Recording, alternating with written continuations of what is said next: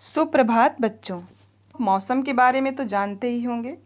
मौसम का एक नाम है ऋतु, और ऋतु का अर्थ होता है कि अपने निर्धारित समय पे वापस आना। मौसम भी अपने निर्धारित समय पे अपने नाम के ही अनुरूप वापस आता है। ऋतु अपने रूप और गुण के आधार पर 6 प्रकार की होती हैं। जैसे नंबर 1 वसंत ऋतु, ये मार्च और अप्रैल के महीने में होती हैं। ग्रीष्म ऋतु, ये मई और जून के महीने में। वर्षा ऋतु, ये जुलाई और अगस्त के महीने में जो अभी चल रहा है। शरद ऋतु, ये सितंबर और अक्टूबर के महीने में पड़ती है। हेमंत ऋतु, नवंबर और दिसंबर के महीने में। शिशिर ऋतु, जनवरी और फरवरी के महीने में। तो बच्चों, हम इन सारी ऋतुओं पर चर्चा नहीं करेंगे, हमें सिर्फ इसमें से एक ऋतु लेनी है, वर्षा ऋतु।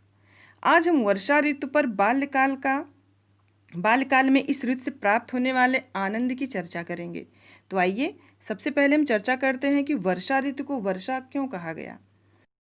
इसके नामकरण को लेकर कई धारणाएं हैं, कई भ्रांतियां हैं।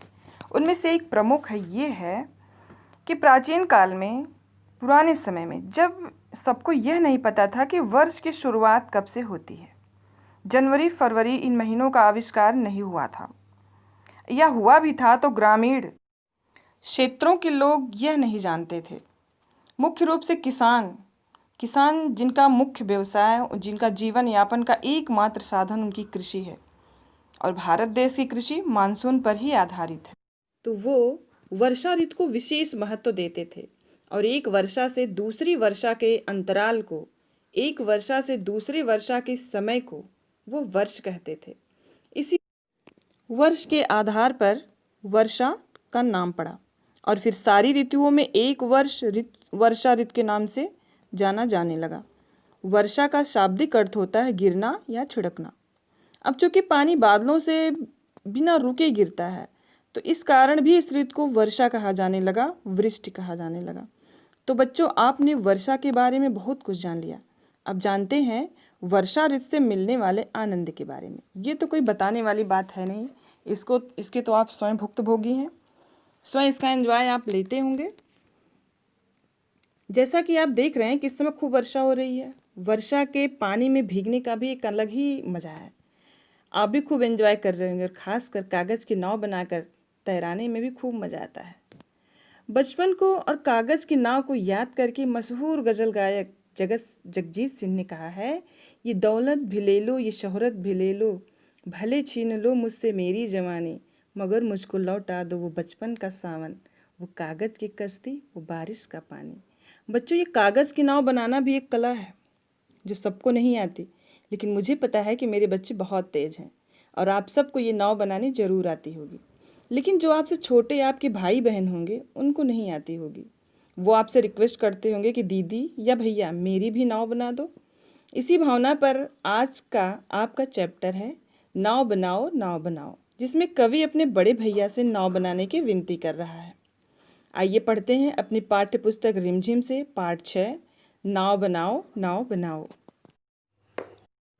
नाव बनाओ भैया मेरे जल्दी आओ, वह देखो पानी आया है, घिर घिर कर बादल छाया है, 7 समंदर भर लाया है, तुम रस का सागर भर लाओ, भैया मेरे जल्दी आओ।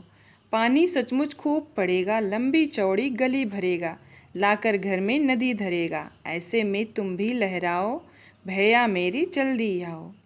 गुल्लक भारी अपनी खोलो, हल्की मेरी नहीं टटोलो, पैसे नए नए हीरो लो, फिर बाजार लपक कर तुम जाओ, भैया मेरी जल्दी आओ। ले आओ कागज़ चमकीला, लाल हरा या नीला पीला, रंग बिरंगा खूब रंगीला, कैंची चुटकी हाथ चला, भैया मेरे जल्दी आओ। छप छप कर कूड़े से अड़ती, बूंदों लहरों लड़ती बढ़ती, सबकी आँखों चढ़ती गढ़ती, नाव तरा मुझको हर्षाओ, भैया मेरे जल्दी आओ। क्या कहते मेरे क्या बस का, क्यों तब फिर यह किसके बस का, होठ सभी है बस आलस का, आलस छोड़ो सब कर पाओ, भैया मेरे जल्दी आओ। बच्चों, प्रस्तुत कविता का आप भी पठन करिए और इसका आनंद लीजिए। कल की कक्षा में हम इस पाठ की व्याख्या करेंगे। अब आज का गृह कार्य अपनी उत्तर पुस्तिका में नोट कर लीजिए। प्रश्न 1, वर्षा ऋतु किस ऋतु के बाद आती है?